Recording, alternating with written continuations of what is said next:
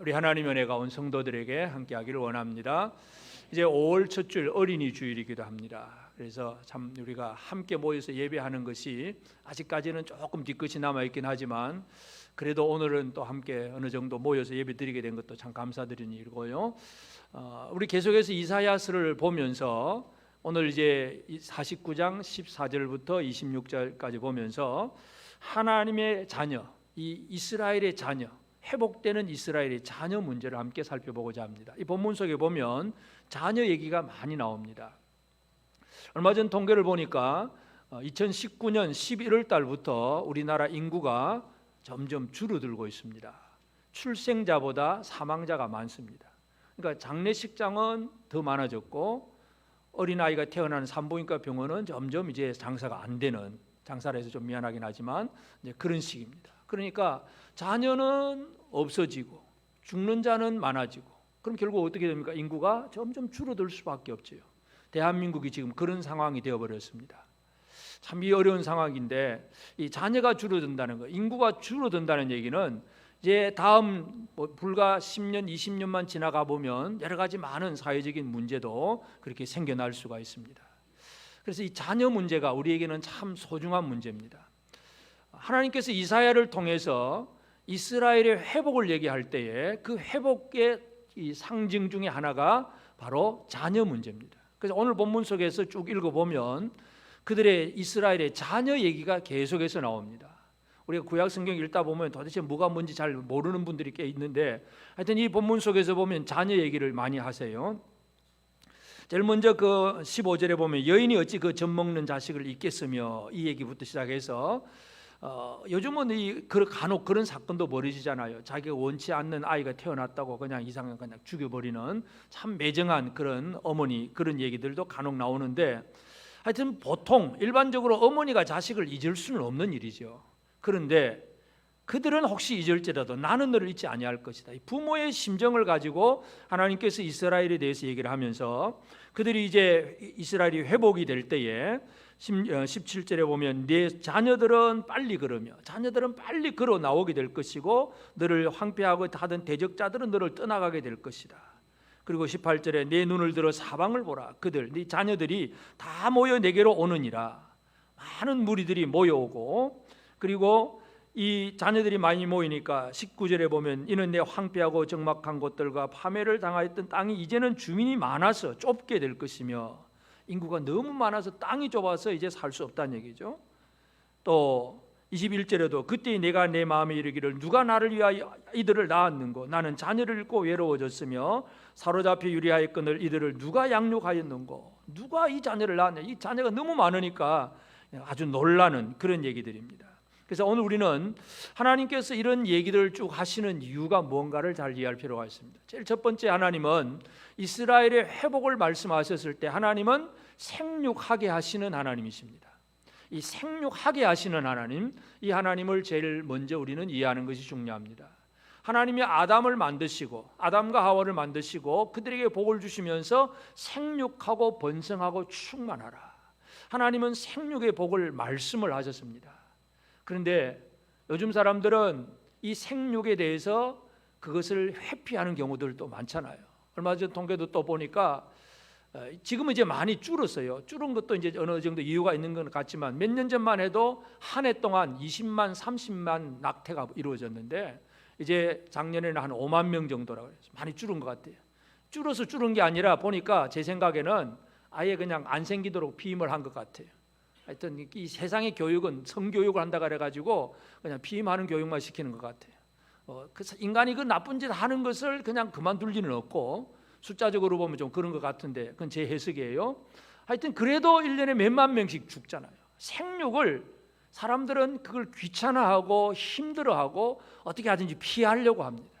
하나님께서는 생육하고 번성하게 하시는 하나님이신데 그 생육을 통해서 하나님의 뭔가 이 귀한 약속을 이루어 가시는데 사람들은 지금 내 형편, 내 삶, 내 즐거움 여기에 매여 가지고 그냥 생육이든지 뭐든지 내 중심으로 판단하고 생각하는 그런 경우들이 너무나 많습니다. 바로 이런 시대를 우리가 살고 있는데 하나님께서 이스라엘을 회복하셨을 때에 그 회복의 양상이 뭡니까? 바로 자녀들입니다. 자녀들로 인해서 이스라엘이 회복이 된다는 것을 분명히 보여줍니다. 그래서 하나님께서 아브라함을 선택을 하셨고 그 아브라함을 통해서 그 후손이 이제 하늘의 별처럼 많아지게 할 것인데, 근데 아브라함이 나이가 99세까지, 아내 사라는 89세까지, 물론 아브라함은 하갈을 통해서 한번 자식을 낳아본 경험은 있지만 사라는 전혀 자식을 낳아본 경험이 없습니다. 이제는 완전히 늙은 할머니가 되어서 더 이상 어떻게 해볼 도리가 없다고 생각하는 그런 상황입니다. 그런데도 하나님은 사라를 통해서 아이를 낳게 하잖아요. 히브리서 11장 11절에 보면 믿음으로 사라 자신도 나이가 많아 단산하였으나 잉태할 수 있는 힘을 얻었으니 이는 약속하신 이를 미쁘신 줄 알았습니다. 하나님은 잉태하는 힘을 주시는 하나님이세요. 이것을 믿음으로 받는 사람이 사라예요. 하나님은 힘을 주십니다. 인간이 힘을 내는 것이 아니고 하나님이 주시는 것을 믿음으로 받아들이는 것이 중요한데, 사라는 89세의 그 믿음으로 잉태하는 힘을 얻었고 결국은 아들 이삭을 출생하게 됩니다. 성경은 그 얘기들을 계속하고 있어요. 야곱의 아내 라헬도 자기 언니하고 이제 뭐 경쟁을 하지만 언니는 아들을 낳는데 자기는 아들을 못 낳으니까 늘 괴로워했습니다. 하나님께서 라헬의 태를 열어주심으로 요셉이 등장을 합니다. 하나님께서 태를 열어주세요. 사무엘상에 가보면 한나, 자식을 낳지 못하는 한나가 또 괴로워할 때 그 기도를 들으시고 하나님은 사무엘이 나타나게 합니다. 하나님은 태를 열어주시는, 생육하게 하시는 하나님이세요. 다시 말해서 우리가 생육하고 번성하는 것은 누구 손에 달려 있느냐, 우리 인간의 어떤 노력을 통해서 이루어지는 것이 아니라 하나님의 은혜에 있다는 사실을 먼저 기억할 필요가 있습니다. 하여튼 이스라엘의 회복은 생육하게 하시는 하나님의 은혜로 말미암아 이루어진다는 것, 이 얘기를 먼저 합니다. 그러면서 이제 이스라엘이 바벨론의 포로가 되고 이제 나라가 망하고 다 흩어졌잖아요. 다 흩어져서 곳곳에서 다 흩어져서 이제 어디서 누가 살고 있는지도 잘 모르는 그런 시대가 됩니다. 그렇지만 18절에 보면 내 눈을 들어 사방을 보라, 그들이 다 모여 내게로 오느니라. 그들이 다 모여서 내게로 올 것이다. 사방을 보라 그랬죠. 우리 지난 주간에 이스라엘이 어디까지 흩어진 걸 하나님이 사람들을 모으신다 그랬습니까? 먼 곳 북쪽과 서쪽에서 시님 땅에서 그 가시밭에서 그들을 때가 되면 불러 모으시는 겁니다. 그냥 내버려 두셨으면, 그들이 어떻게 살아가는지를 모르도록 그냥 내버려 두셨으면 불러 모을 자도 없습니다. 하나님은 이스라엘 유다가 망하기는 하셨지만 흩어진 그들이, 그 어린아이들이 곳곳에 흩어져 있지만 그들이 때가 되면 돌아올 수 있도록 곳곳에서 하며 너희 아들이 아내를 맞이하여 너희 딸이 남편을 맞아 그들로 자녀를 낳게 하여 너희가 거기에서 번성하고 줄어들지 아니하게 하라. 자, 나라가 망하고 먼 나라로 바벨론 포로가 되어 가면 그것은 바로 외로움과 고통과 완전히 절망과 낙심의 자리입니다. 사람들이 그냥 그런 환경만 쳐다보면 이제는 모든 게 끝났다 하고 두려워하거나 낙심하는 사람들이 많이 생깁니다. 근데 예레미야가 미리 얘기를 해줍니다. 너희들이 바벨론 포로가 되어 가더라도 거기서 두려워하거나 낙심하지 말고 뭐 열심히 하라고요? 열심히 자녀 많이 낳아라. 자녀를 많이 낳아라. 왜냐하면 그 자녀들이 70년 후에는 돌아올 하나님의 백성들이 되기 때문에 너희들이 바벨론 포로로 잡혀가더라도 자녀를 많이 낳으라는 얘기예요. 그들을 하나님이 지키시고 보호하실 것이다. 이게 선지자들의 예언이에요. 그래서 하나님은 이스라엘을 회복시키시는 과정 속에서 그렇게 흩어져 있는 그 모든 곳에서 자녀들이 번성하게 하시고 그들이 돌아오게 하십니다. 그들이 모여오게 하십니다. 그래서 어느 정도 모여오느냐, 그들을 또 구원하신다고 표현한 25절에도 보면 여호와가 이같이 말하노라, 용사의 포로도 빼앗을 것이요 두려운 자의 빼앗은 것도 건져낼 것이니 이는 내가 너를 대적하는 자들을 대적하고 네 자녀를 내가 구원할 것입니다. 네 자녀를 내가 구원해서 다 돌아오게 할 거다. 이게 하나님의 약속의 말씀이에요.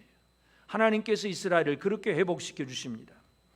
그래서 이 자녀들이 돌아오면 21절에 보면 그때 내가 내 마음에 이르기를 누가 나를 위하여 아들을 낳았는고 나는 자녀를 잃고 외로워졌으며 사로잡혀 유리하였거늘 이들을 누가 양육하였고 나는 홀로 남았거늘 이들은 어디서 생겼는고. 이 아이들이 막 모여오니까 이들은 어디서 생겼느냐, 누가 낳았느냐, 깜짝 놀랄 정도로 너희들이 놀랄 것이다. 하나님 그렇게 얘기를 하세요. 하나님께서 그 자녀들을 불러 모으게 될 때에 그 이스라엘은 그 자녀들을 보고 깜짝 놀라게 됩니다. 오늘 우리 모두에게 이런 복이 있기를 바랍니다. 우리의 후손들이 이렇게 많아 하고 깜짝 놀라는 그런 우리 모든 성도들의 가문이 되어지기를 바랍니다. 여러분, 이 자녀들이 번성한다는 것은 하나님이 놀라운 복이에요. 근데 이제 우리는 기억해야 될 것이 이 자녀의 번성이 이스라엘 민족만의 번성은 아니라는 사실도 우리는 기억을 해야 돼요. 이 깜짝 놀라는 일이 또 신약에서도 한 번 더 깜짝 놀라는 일로 나타나는데, 사도행전 10장 45절에 보면 베드로와 함께 온 할례받은 신자들이 이방인들에게도 성령 부어 주심으로 말미암아 놀라니, 또 놀랍니다. 뭐 때문에 놀랍니까? 이방인들이 말씀을 듣고 예수를 믿고 성령 받는 것을 보고 또 놀랍니다. 이게 하나님께서 하시는 일이에요. 베드로는 사도로 부름을 받고 복음을 전하는 자가 되었지만 아직도 유대인의 어떤 그 선입관이 그대로 남아 있어서 이방인에게로 안 갑니다. 하나님은 환상을 보여주어서 고넬료의 집으로 베드로를 보내셨고, 그래서 성령의 인도하심을 따라서 고넬료의 집에 가서 베드로가 말씀을 전하고, 그 말씀을 전하고 그 고넬료 식구들이 들었을 때 성령이 임하니까 그들에게 이제 세례를 주게 되는데, 그걸 바라보면서 같이 갔던 할례받은 유대인들이 놀랐다는 얘기죠. 이 놀람은 육신적인 자녀의 번성뿐만 아니라 하나님 나라 자녀가 번성하게 되는 것을 보고 놀란다는 얘기입니다. 여러분, 이 복이 오늘 저와 여러분들 우리 교회 안에 충만하게 임하게 되기를 바랍니다. 좀 보고 놀라는 이런 일들이 좀 이루어지기를 바랍니다. 없어서 놀라지 말고 넘치도록 주셔서 좀 놀라는 우리가 되어지기를 바랍니다. 하나님 그 일을 하세요. 하나님은 이스라엘의 자녀들을 많이 불러 모아놓고, 그래서 그걸 바라보는 그 이스라엘이 바라보고 깜짝 놀랄 정도로 해 주시겠다. 이것이 바로 이사야를 통해서 이스라엘의 회복에 대한 예언의 말씀이에요. 그러면 이 구약에 나타난 이 이스라엘 회복이 이 자녀들의 번성으로 이루어지는데, 이 모든 예언의 말씀들은 또 우리가 잘 아는 예수 그리스도로 말미암아 완성되잖아요. 그러면 예수 그리스도는 하나님의 자녀들을 어떻게 번성시키느냐, 우리가 이것도 한번 살펴볼 필요가 있습니다. 예수님이 이 땅에 내려오시는 그 자체가, 예수님은 어떤 신분으로 오셨느냐 하면 하나님의 아들, 자녀라고 하는 그 신분으로 이 땅에 오셨어요. 마태복음과 누가복음을 보면 족보가 기록이 되어 있잖아요. 그래서 마태복음의 족보는 예수님을 뭐라고 얘기합니까? 아브라함과 다윗의 자손 예수 그리스도의 세계다. 아브라함의 자손이고 다윗의 자손이다. 자손 얘기를 해요.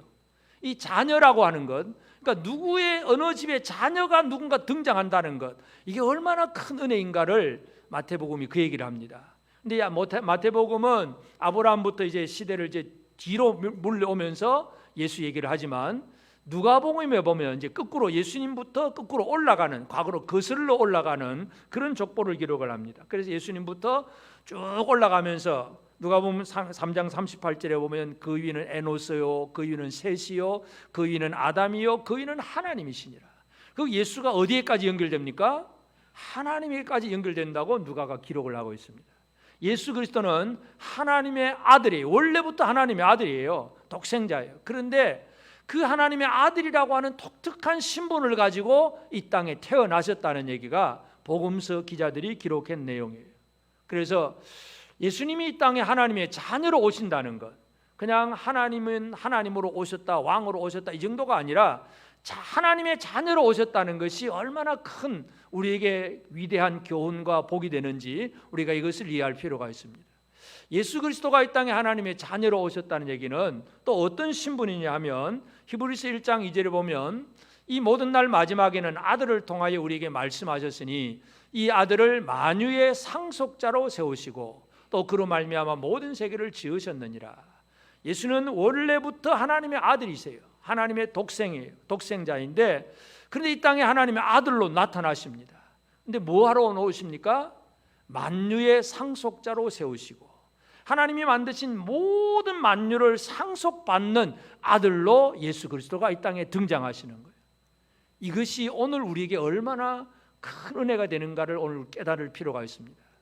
왜냐하면 예수 그리스도가 내 안에 살아계시고 내가 예수 그리스도 안에 있으면 우리는 어떻게 됩니까? 우리도 동일한 만유의 상속자가 되는 것입니다. 이 복을 우리 모두가 누리게 되기를 바랍니다.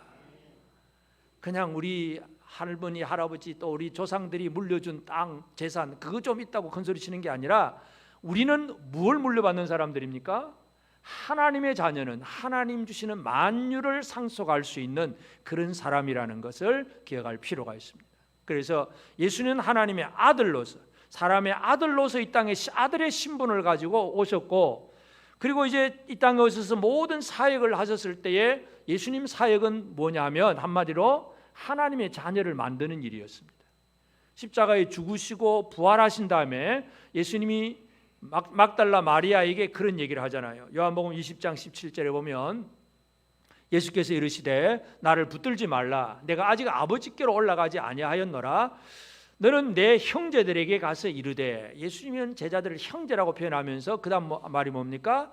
내가 내 아버지 곧 너희 아버지, 내 하나님 곧 너희 하나님께로 올라간다고 그렇게 얘기해라. 막달라 마리아에게 예수님 그렇게 말씀하신 거예요. 자, 예수님은 이 땅의 모든 사역, 십자가를 지시고 부활하신 다음에 제자들이 어떤 위치에 있다는 걸 얘기합니까? 예수 그리스도와 동일한 신분, 물론 완벽하게 동일한 건 아니겠지만 하나님 아버지와의 관계 속에서 하나님을 내 아버지 곧 너희 아버지, 내 하나님 곧 너희 하나님. 여러분, 예수님이 하나님을 아버지라고 부르듯이 여러분은 하나님을 아버지라고 부르고 계십니까? 그 아버지로부터 오는 모든 것을 누리고 계십니까? 그 아버지의 모든 뜻을 알고 그 아버지 뜻대로 살려고 애를 쓰십니까? 예수님의 모든 사역은 하나님의 자녀를 만드는 거예요. 우리가 어떤 존재가 됩니까? 하나님을 아버지라고 부를 수 있는 존재가 된 것입니다. 이 얘기는 아까 말씀드린 대로 우리가 만유의 상속자가 된 것입니다. 우리는 이 땅에서 땅 몇 평, 아파트 한 채 이거 물려받는 이 얘기가 아니라 만유를 상속할 수 있는 진짜 하나님의 아들로서 살게 된 이 사람이 되었음을 기억하시길 바랍니다. 예수께서 하나님의 자녀를 그렇게 만드신 거예요. 하나님은 자녀가 번성하게 하는데 이 이스라엘 민족만의 자녀가 아니라 예수 그리스도는 모든 열방 속에서, 모든 민족 속에서 하나님의 자녀가, 하나님을 아버지라고 부를 수 있는 그런 사람을 만드십니다. 갈라디아서 3장 20절에도 보면 26절에도 너희가 다 믿음으로 말미암아 그리스도 예수 안에서 하나님의 아들이 되었으니, 믿음으로 하나님의 아들이 되는 것이에요. 유대인의 혈통 때문에 하나님의 아들이 되는 게 아니고, 공부 잘하면 하나님의 아들이 되는 게 아니고, 예수를 믿는 믿음으로 말미암아 하나님의 아들이 되는 것입니다.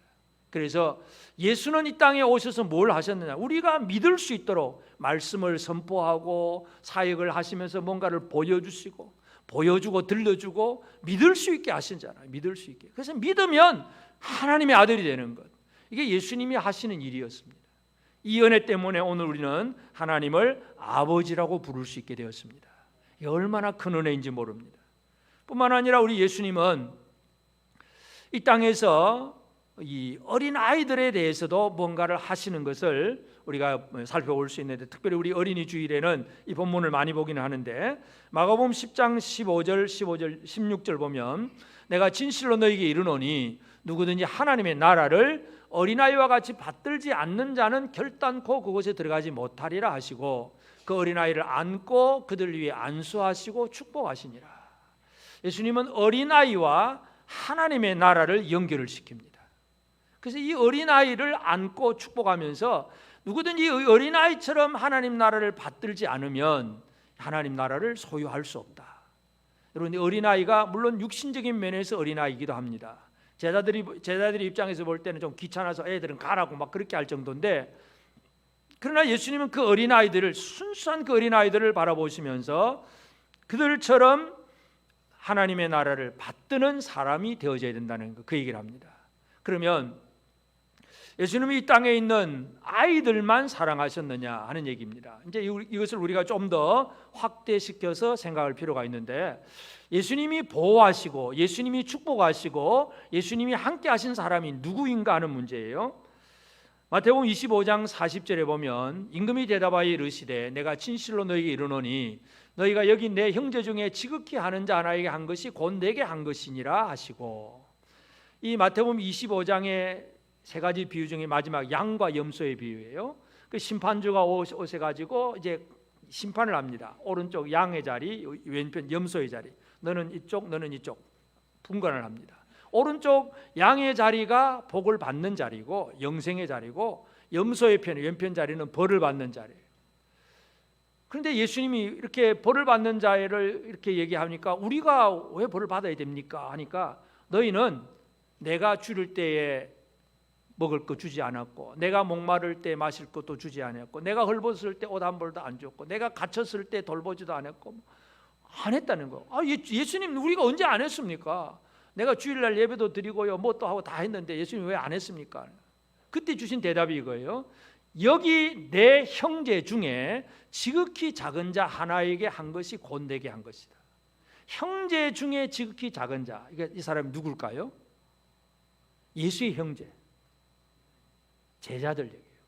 주의 이름으로 복음 하나님 나라 아버지를 위해서 일하는 예수의 형제들 중에 지극히 작은 자 하나가 배고프고 목마르고 헐벗고 병들고 감옥에 갇혔을 때에 그를 돌아보았느냐? 그건 나한테 한 것이다.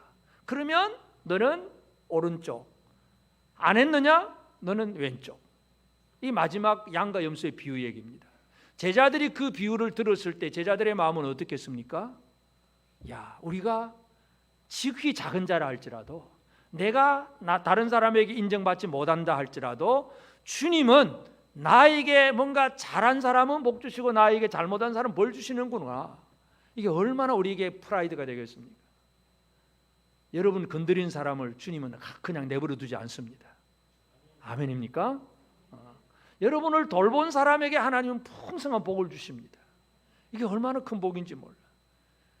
예수님이 제자들을 보호하시고 그들 마지막까지 심판하실 때 하신 얘기예요. 그래서 그들을 돌아보는 자는 복이 있고 그들을 돌아보지 않는 자는 벌 받는다 하는데, 이 어린아이라고 하는 개념, 작은 자라고 하는 개념이 그냥 이 땅에서 키 작고 또 뭐 어떤 연약한 그런 정도의 개념이 아니라 형제 중에 지극히 작은 자라는 사실, 형제 중이라고 하는 단어를 잘 이해할 필요가 있습니다. 그래서 예수님은 이 땅에 있는 하나님의 자녀들, 하나님을 아버지라고 부를 수 있는 예수의 형제들, 그들 중에 작은 자 하나라도 결코 버림받지 않게 될 것이고 그들을 위해서 일할 것이라고 하는 사실을 주님이 분명히 말씀하고 있습니다. 그래서 예수님이 하신 일이 뭐겠어요? 하나님의 아들로 오셔서 하나님의 자녀를 만드시고 하나님의 자녀를 위해서 그들을 건드리는 자는 벌받게 하시고 그들을 돌보는 자에게는 복을 주심으로, 하여튼 하나님의 자녀들이 잘 살 수 있도록 그렇게 역사하신 분이 바로 예수 그리스도십니다. 우리가 믿는 예수님은 이런 일을 하십니다.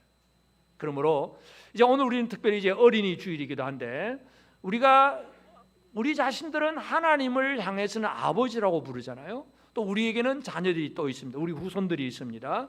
우리 입장이 두 가지가 다 될 수가 있는데, 제일 첫 번째 오늘 우리가 이 말씀을 가지고 생각할 수 있는 것은, 첫째로 하나님은 생육하게 하시는 하나님, 생육하게 하시는 하나님이세요. 이 생육하게 하신다는 얘기는 우리가 이 땅에서 환난과 고난 속에 있다고 할지라도 우리는 염려와 근심, 두려움이 필요가 없다는 얘기잖아요.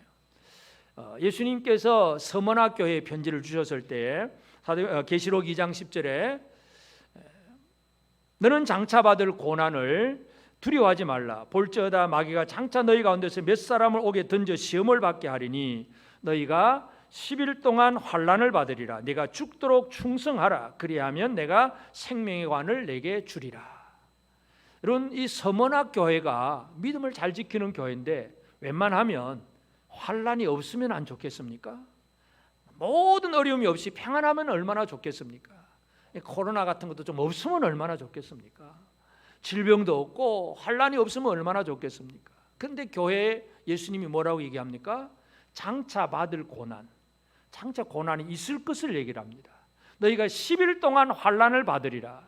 이 10일이 문자적인지 상징적인지 그건 해석에 따라서 다를 수가 있겠지만 하여튼 환난이 있다는 것은 분명한 사실입니다. 교회가 이 땅 위에서 환난을 당합니다. 그러나 아무리 환난을 당하고 뭔가 마귀가 옥에다 짐을 받도록 던져 넣고 교회를 박해하고 무너뜨리려고 애를 쓰고 그런 일들이 벌어진다고 할지라도 결코 두려워하지 말라. 왜 그렇습니까? 하나님은 생육하게 하시는 하나님이세요.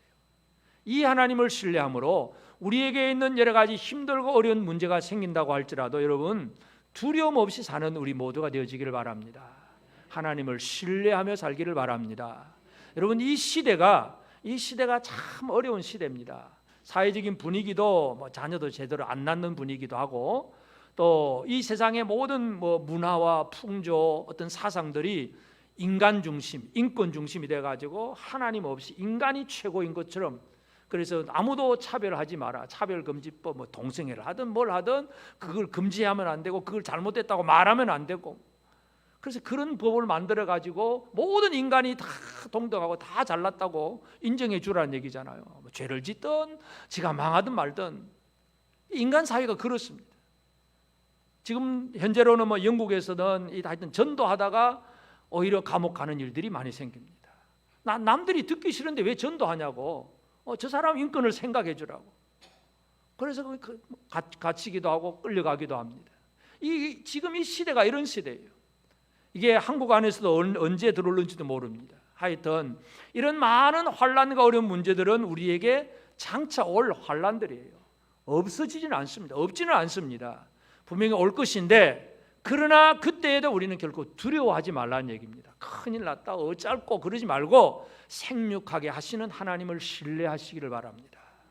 세상이 어떤 환난을 가져오더라도 생육하게 하시는 하나님을 신뢰하게 될 때에 우리는 담대하게 나아갈 수 있습니다.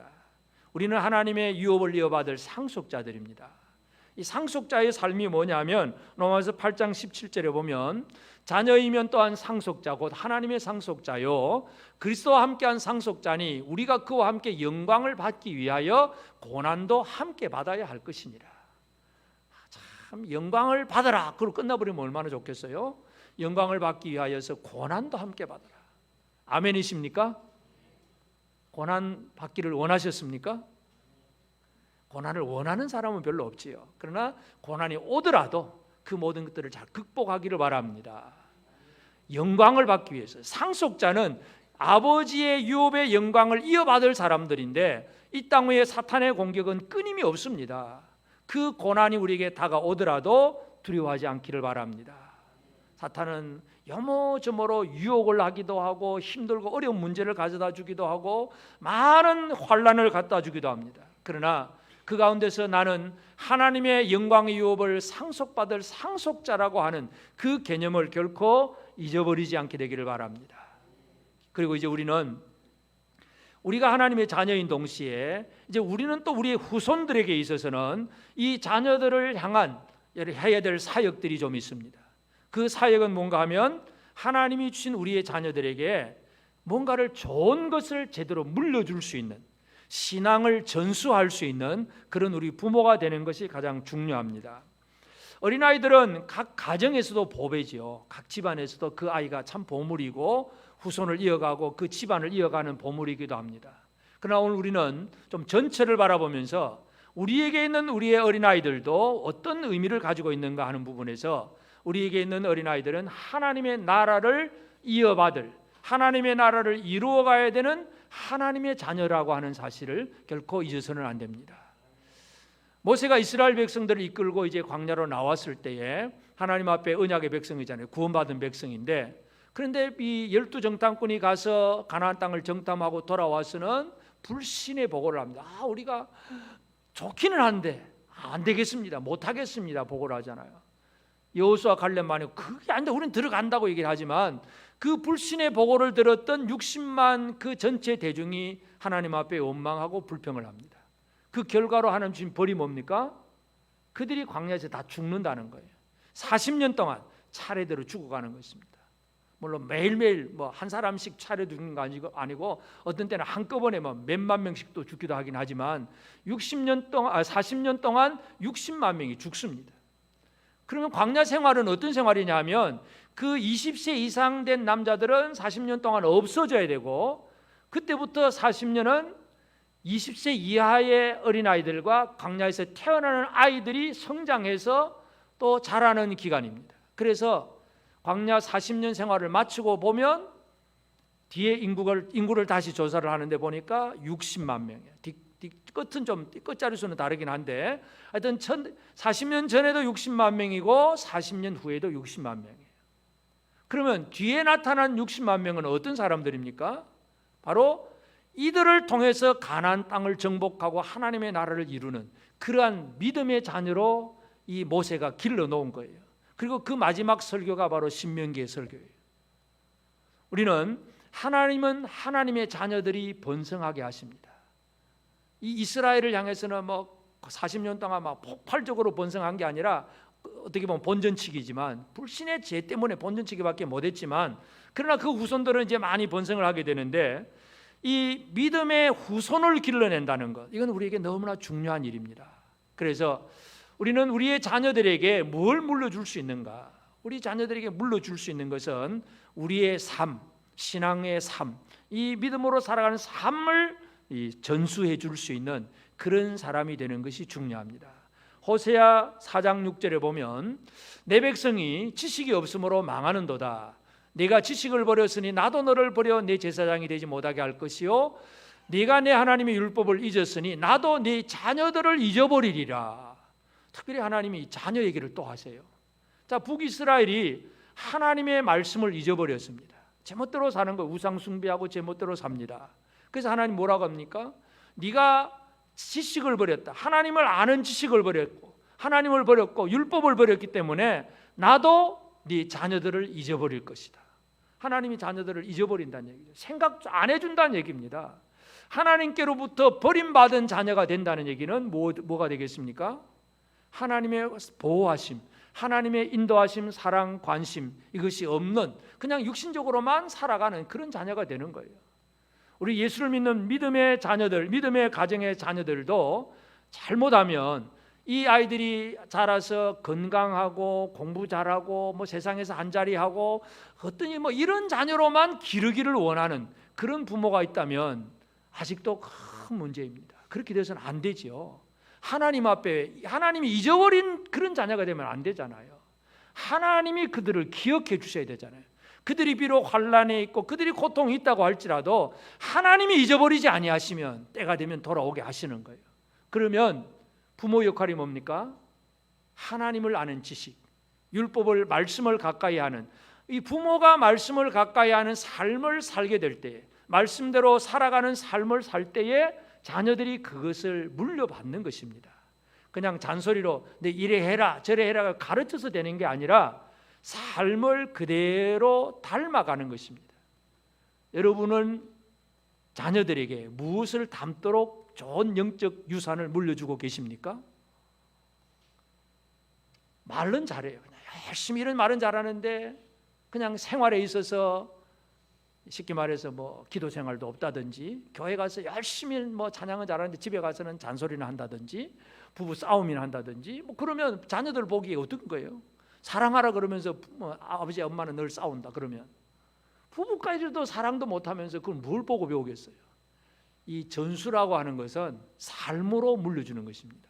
가르치는 것은 그냥 내용만 전달해 주면 되지만 전수는 삶으로 물려주는 것이기 때문에 진짜 책임감이 중요합니다.